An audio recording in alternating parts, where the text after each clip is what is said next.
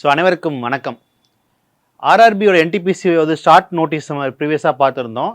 So இப்போ நம்ம என்னென்ன பார்க்க போகிறோம்னா, இந்த என்டிபிசி வந்து 2 லெவலாக வருது. Graduate level and under graduate level.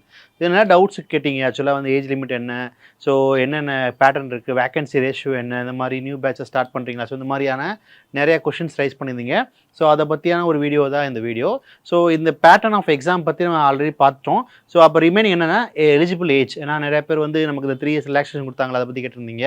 And இந்த எக்ஸாமோடைய ப்ரொப்போர்ஷன் ரேஷியோ, அதாவது ஒவ்வொரு ஸ்டேட்டுக்கும் எல்லாம் வேகன்சி கொடுத்துருக்காங்கன்னு சொல்லி டீட்டெயில் வீடியோ பார்க்கலாம். அண்டு நம்ம கணினோட நியூ பேட்ச் பற்றியும் இந்த வீடியோவில் பார்க்கலாம். ஸோ ஃபர்ஸ்ட் ஆஃப் ஆல் பார்த்தீங்கன்னா ரொம்ப ஒரு பியூட்டி என்னங்கன்னா, இந்த எக்ஸாம் தமிழில் நடக்க போகுது. ஆல்ரெடி 2019 என்டிபிசி தமிழ் நடந்துச்சு.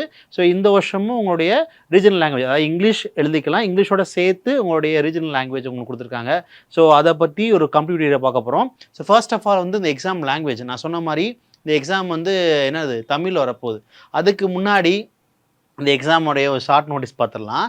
ஸோ ஃபர்ஸ்ட் ஆஃப் ஆல் பார்த்தீங்கன்னா இந்த எக்ஸாமோடைய லெவல் சொன்ன மாதிரி 2 லெவலாக இருக்குது. ஒன்று கிராஜுவேட் லெவல், இன்னொன்று அண்டர் கிராஜுவேட் லெவல். ஸோ நான் சொன்ன மாதிரி டேட் வந்து ஃபஸ்ட்டு கிராஜுவேட் வந்துச்சு 14 செப்டம்பர் அன்றைக்கி ஸ்டார்ட் ஆகி 13 அக்டோபரில் க்ளோஸ் ஆகுது. ஸோ சீக்கிரம் அப்ளை பண்ணுங்கள். நீங்கள் எவ்வளோ சீக்கிரம் அப்ளை பண்ணுறீங்களோ உங்களுக்கு வந்து உங்களுடைய ரீஜனல் சென்டர் வந்து உங்களுக்கு நியரஸ்ட்டாக கிடைக்கும், இல்லைனா வெளியூரில் போடுவாங்க. அதே மாதிரி அண்டர் கிராஜுவேட் பார்த்தீங்கன்னா 21, அதாவது இன்றைக்கி நமக்கு ஓப்பன் ஆகுது. இன்றைக்கி ஓப்பன் ஆகி நெக்ஸ்ட் 20 வரைக்கும் நமக்கு இந்த அதாவது நமக்கு அப்ளிகேஷன் விண்டோ ஓப்பனாக இருக்கும். ஸோ அதுக்கப்புறம் ஃபீஸ் டீட்டெயிலாக கொடுத்துருக்காங்க. ஸோ எக்ஸாம் வந்து கண்டிப்பாக ஒரு 4 to 5 month நமக்கு கேப் இருக்கும். அப்படின்னா நமக்கு வந்து ஆர்பிஎஃப் ஆல்ரெடி அனௌன்ஸ் பண்ண எக்ஸாம் இன்னும் கண்டக்ட் பண்ணவே இல்லை அவங்க. ஸோ அதே மாதிரி இந்த எக்ஸாமும் கண்டிப்பாக லிட்ரலாக ஒரு 5 month ஆயிரும். ஸோ நீங்கள் நல்லா படிக்கிற ஆப்பர்ச்சுனிட்டி நமக்கு டைம் இருக்குது, சரியா? ஸோ ரொம்ப முக்கியமான சமயம் லாங்குவேஜ். ஸோ நான் சொன்ன மாதிரி இங்கிலீஷ் வந்து டிஃபால்ட்டாகவே உங்களுடைய எக்ஸாம் இருக்கும். அதாவது உங்களோட நீங்கள் அது ஒரு சிபிடி கம்ப்யூட்டர் பேஸ்ட் டெஸ்ட் தான் அது. ஸோ நீங்கள் வந்து பார்த்தீங்கன்னா இங்கிலீஷ் டிஃபால்ட்டாக இருக்கும். உங்களுக்கு அந்த டேப் ஒன்று ஆப்ஷன் இருக்கும், தமிழ் ஆர் இங்கிலீஷ் சொல்லி. ஸோ தமிழ் நீங்கள் எக்ஸாமில் அப்ளை பண்ணியிருந்தீங்கன்னா தமிழ் லாங்குவேஜ் என்ன பண்ணுங்க எக்ஸாம் எழுதலாம். ஸோ தமிழில் உங்களுக்கு இந்த எக்ஸாம் இருக்குது. ஸோ ரொம்ப இம்பார்ட்டண்டான மேட்ரு தான். ஏன்னா நிறைய பேர் வந்து சொல்கிற ஒரு பெரிய ட்ராபேக்கே வந்து லாங்குவேஜ் இந்த எக்ஸாம் கிடையாதுன்ற ஒரு ட்ராபேக் இருக்குது. ஸோ அதில் அதை சால்வ் பண்ணுறதுக்காக தான் உங்களுக்கு தமிழில் இந்த லாங்குவேஜ் கொடுத்துருக்காங்க.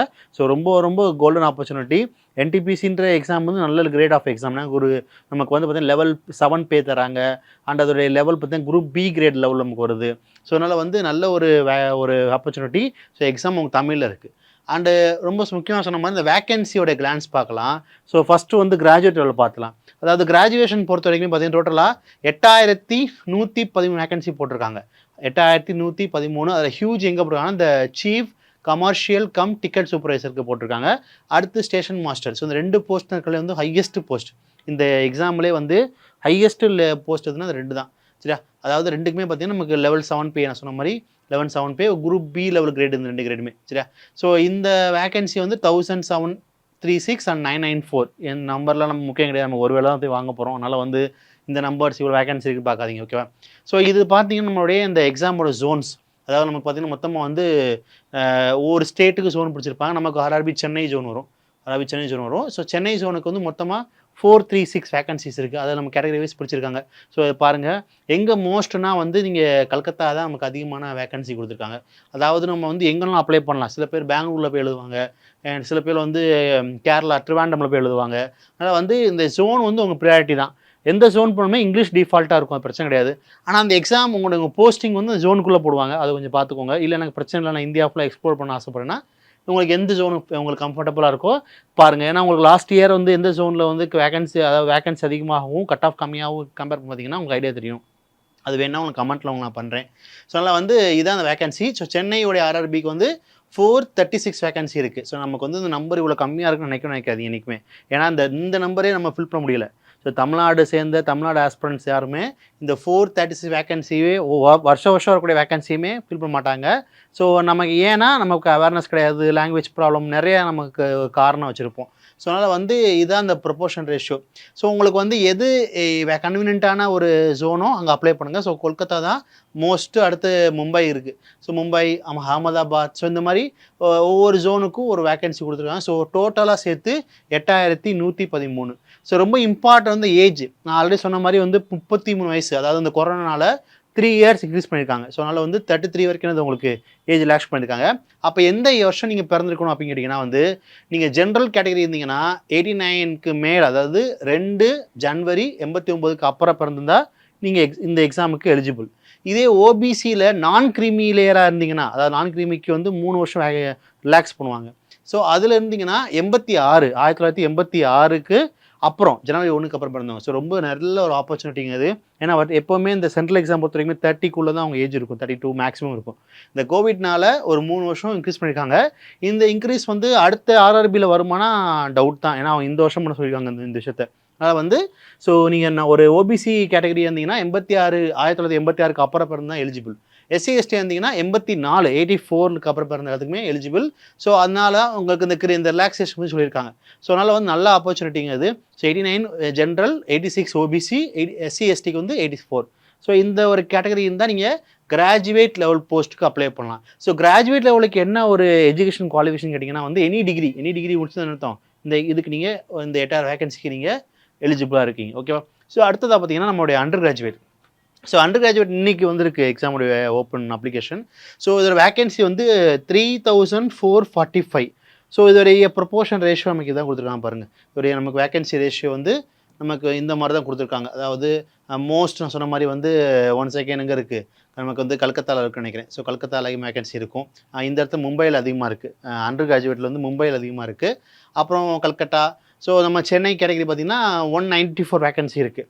இது யாருக்குன்னா வந்து 12th, அதாவது 12th வந்து மினிமம் 50% இங்கே ஸ்கோர் பண்ணிக்கணும் உங்களுடைய 12th ஒரு கிரேடில். ஸோ அந்த 12 கிரேட் வந்து எலிஜிபிள். ஸோ இதுவும் நல்ல ஒரு போஸ்ட் தான். நம்மளுடைய டிஎன்பிசியில் வந்து குரூப் டி லெவல் போஸ்ட் இருக்குல்ல, நம்மளுடைய தமிழ்நாடு டிஎன்பிசி குரூப் 4. ஸோ அந்த லெவலில் உள்ள கிரேட் தான் அது. ஸோ இதுவும் டபுள் பேக்கு மேலே தான் பே பண்ணுவாங்க. ஸோ வேகன்சி நம்பர் பாருங்கள். ஏஜும் பார்த்தீங்கன்னா இதுக்கு என்னது 3 இயர்ஸ் ரிலாக்ஸ் பண்ணியிருக்காங்க.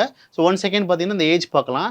அதாவது நீங்கள் இந்த அண்டர் கிராஜுவேட், இது 12th, அதாவது காலேஜ் ஸ்டூடெண்ட் நீங்கள் முடிச்சிருக்கீங்க, இந்த காலேஜ் படிச்சிருக்கீங்கன்னா இது கண்டிப்பாக அப்ளை பண்ணலாம். அதாவது நீங்கள் if you are doing under graduate, இப்போ தான் நீங்கள் ஒரு யூஜி பண்ணிட்டு இருக்கீங்கன்னா கண்டிப்பாக நல்ல ஆப்பர்ச்சுனிட்டி. ஏன்னா மினிமம் வயசு இருந்து 18, மேக்ஸிமம் 30 கொடுத்துருக்காங்க.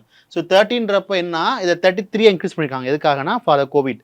ஸோ 1 செகண்ட் ஜென்ரலாக இருந்தீங்கன்னா 92க்கு அப்புறம் பிறந்திருந்தா நீங்கள் எலிஜிபிள். பொது பிரிவாக இருந்தீங்கன்னா 92க்கு எலிஜிபிள்.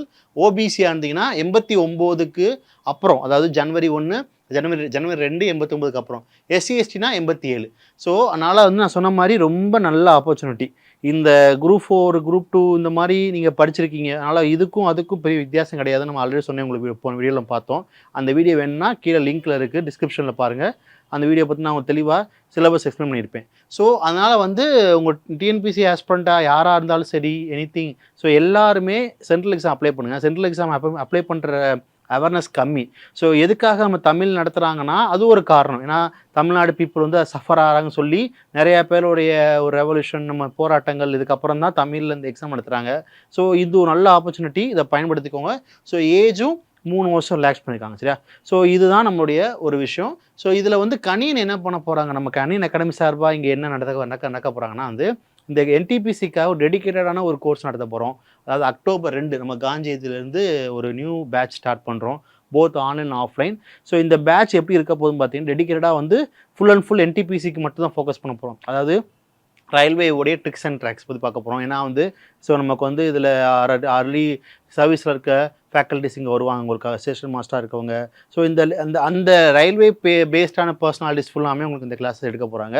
அண்டு ஆல்ரெடி நம்ம சென்ட்ரல் எக்ஸாமில் கிளியர் பண்ண பர்சனாலிட்டிஸும் உங்களுக்கு வந்து டெஸ்ட் லெக்சர் பண்ணுவாங்க. ஸோ அதனால் வந்து இந்த கோர்ஸோட டியூரேஷன் 6 மந்த் இருக்க போகுது.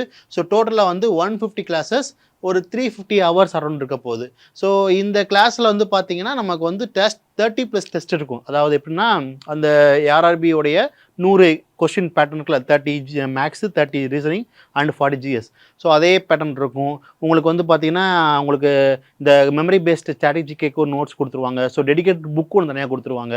ஸோ அது எல்லாமே இந்த பேக்கேஜில் கவர் ஆயிரும் உங்களுக்கு. ஸோ கோர்ஸ் டியூரேஷன் 6 மந்த் இருக்கும். ஸோ ஆன்லைன் வர்றது எல்லாத்துக்குமே இந்த சேம் டிட்டோவாக ஆஃப்லைன் என்னென்ன உங்களுக்கு கிடைக்குதோ அது ஆன்லைன்லேயும் கிடைக்கும். சரியா? ஸோ நீங்கள் எங்கே இருந்தாலும் நீங்கள் ஆன்லைன்லேயும் படிச்சுக்கலாம், ஆஃப்லைனும் இன்னும் உங்களுக்கு ஆப்ஷன் இருக்குது. ஏன்னா ஆன்லைன் மொபைல் ஆப்பில் வந்து உங்களுக்கு வீடியோஸ் வந்துடும்.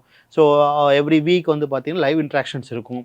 ஸோ அதனால் வந்து உங்களுக்கு வந்து ஒரு ஃபுல் ஃப்ளெஜ்டாக உங்களை மானிட்டரிங் பண்ணுற மாதிரியான ஒரு பேட்ச் தான் ஆரம்பிச்சிருக்காங்க. ஸோ இந்த பேட்சோட நேம் வந்து தேஜஸ்ன்னு சொல்லி நேம்லாம் ஸ்டார்ட் பண்ணியிருக்காங்க. ஸோ கிளாஸ் வந்து ஃபுல் தமிழில் இருக்க போகுது. ஸோ வந்து இங்கிலீஷ், மேக்ஸோ, ரீசனிங்கோ, வாட் எவர் எதாக இருந்தாலும் உங்களுக்கு வந்து டெடிக்கேட்டாக தமிழில் இருக்க போகுது. ஸோ இதை ஆப்பர்ச்சுனிட்டி யூஸ் பண்ணிக்கோங்க. ஸோ இந்த கிளாஸ் பற்றி ஏதாவது டவுட்ஸ் இருக்குது அப்படின்னா 784545 4747 நம்பருக்கு கால் பண்ணுங்கள், அல்லது 8754754444 நம்பருக்கு கால் பண்ணுங்கள். ஸோ நான் சொன்ன மாதிரி இந்த ஒரு கோர்ஸ் வந்து என்டிபிசின்னு டெடிக்கேட்டடாக பண்ண போகிறோம். ஸோ உங்களுக்கு வந்து கண்டிப்பாக யூஸ்ஃபுல்லாக இருக்கும். ஸோ இந்த விஷயத்த வந்து எல்லாத்துக்கும் ஷேர் பண்ணுங்கள்.